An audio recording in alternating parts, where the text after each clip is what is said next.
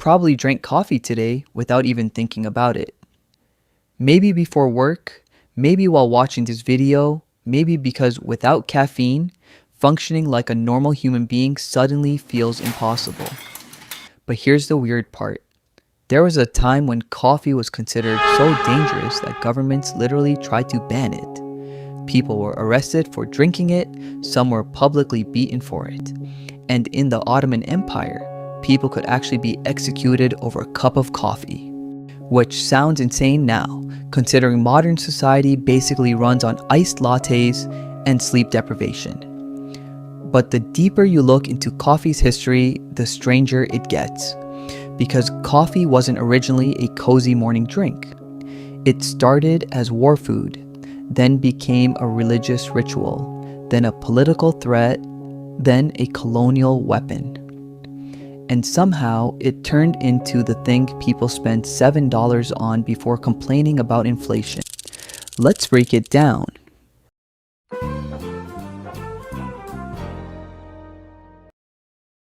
Most people imagine coffee beginning as a hot drink, but that's not actually how it started. Long before cafes existed, people in Ethiopia were eating coffee instead of drinking it.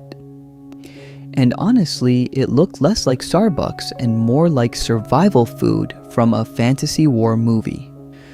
Early Oromo tribes would crush coffee cherries together with animal fat and butter, then roll the mixture into dense energy balls.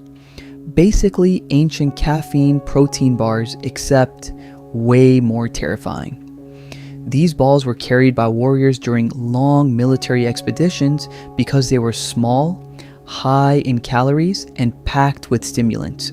No brewing, no ceramic mugs, no good morning aesthetic, just pure survival fuel.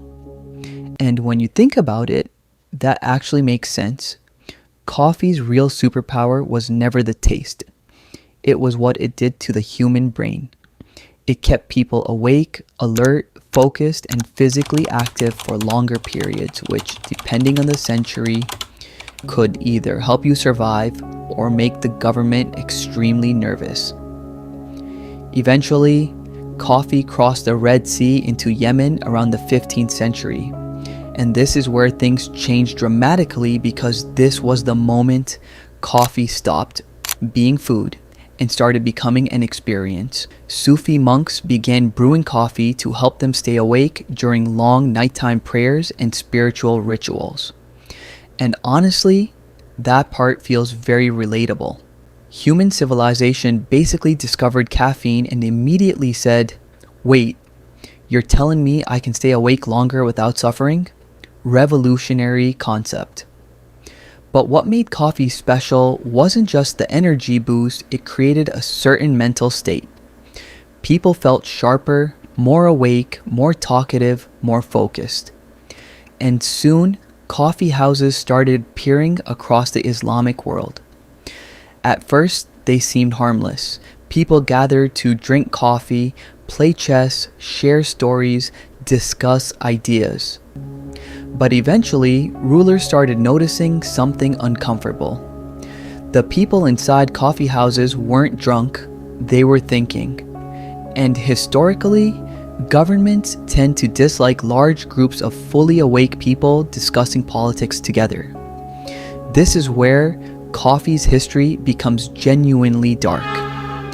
In the 1600s, coffee houses became social hubs across the Ottoman Empire and Europe. But unlike bars or taverns, coffee houses created a different atmosphere. Alcohol made people slower and less coherent. Coffee did the opposite.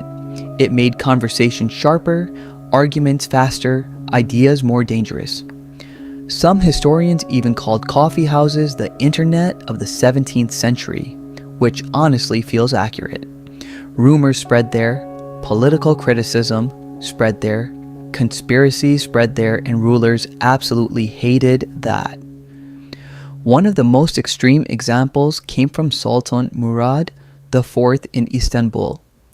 He believed coffee houses were encouraging rebellion and weakening state control, so he banned coffee entirely. Not just the cafes, the drink itself, And according to historical accounts, Murad IV would secretly patrol the streets at night in disguise. If he caught people drinking coffee illegally, they could be executed on the spot.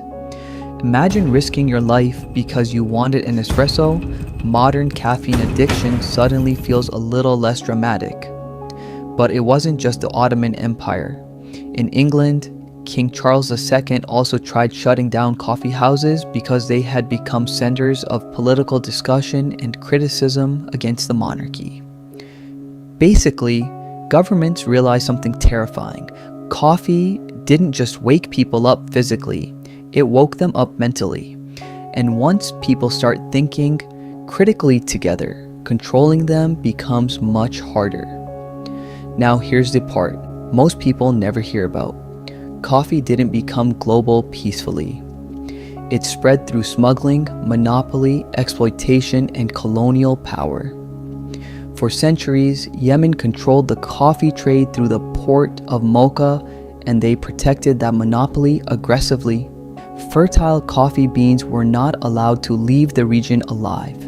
Beans were partially roasted or boiled before export so nobody else could grow them, which honestly sounds like ancient intellectual property protection.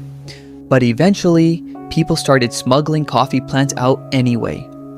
One famous story involves Baba Budan, a traveler who allegedly hid 7 fertile coffee beans on his body while leaving Arabia.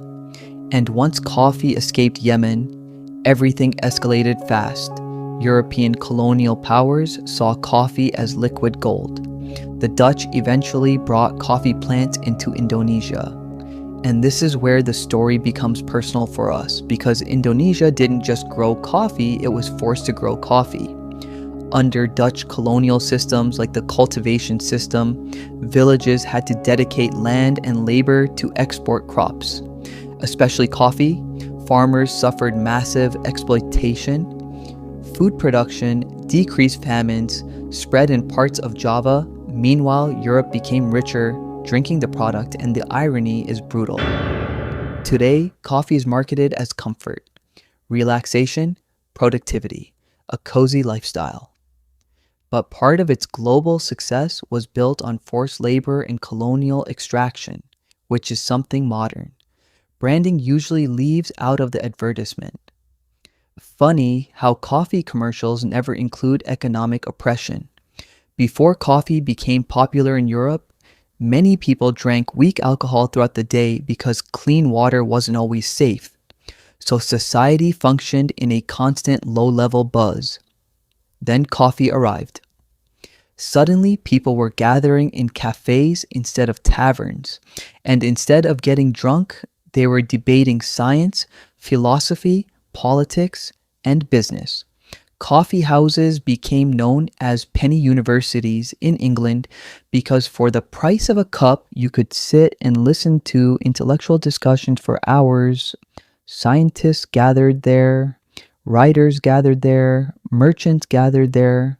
Some insurance companies and newspapers were literally born inside coffee houses, which means your morning coffee indirectly helps shape modern capitalism.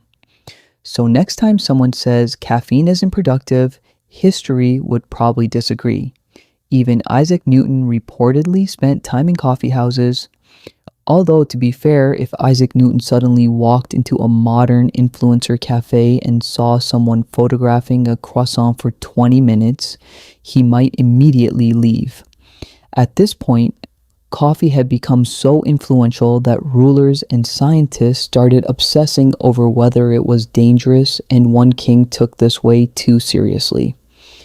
In Sweden, King Gustav III hated coffee and believed it was destroying public health. So he designed a bizarre experiment involving twin prisoners. One twin had to drink coffee every day, the other drank tea. The idea was simple. Whoever died first would prove which drink was more dangerous, which already sounds like a science experiment created by someone who definitely skipped ethics class. But the funniest part, the king died before the experiment finished. The doctors died too, and eventually the tea-drinking twin died first. Meanwhile, the coffee drinker lived even longer, so history accidentally created one of the strangest pro-coffee advertisements ever. Today, coffee is everywhere. It's no longer a military ration or a banned political substance. It became identity, routine, and culture. Some people genuinely cannot start functioning before coffee, which is honestly concerning if you think about it long enough. Modern coffee culture also transformed coffee into something ancient people probably wouldn't even recognize anymore. Dessert drinks disguised as caffeine. At some point, coffee stopped being coffee and became a personality trait, but despite all the modern trends, the core reason people drink coffee hasn't really changed in hundreds of years. People still want energy, focus, comfort, connection, and maybe a temporary illusion of having life under control, even if it only lasts until the caffeine crash hits.